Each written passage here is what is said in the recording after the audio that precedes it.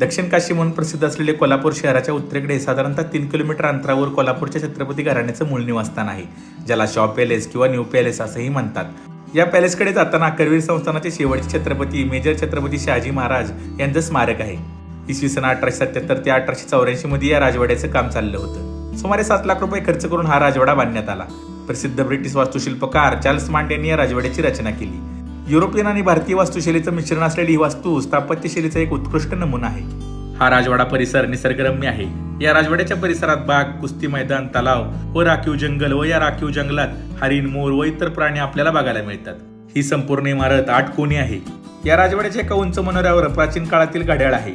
या राजवाड्याच्या एका भागात संग्रहालय आहे। या राजवाड्यातील संग्रहालयात विविध शस्त्रे, पोशाख, दागिने, भांडी आणि कोल्हापूरच्या राज्यकर्त्यांच्या इतर वस्तूंसह कलाकृतींचा समृद्ध असा संग्रह इथे प्रदर्शित करण्यात आला आहे। या राजवाड्यासमोर शाहू महाराजांचं स्मारक आहे।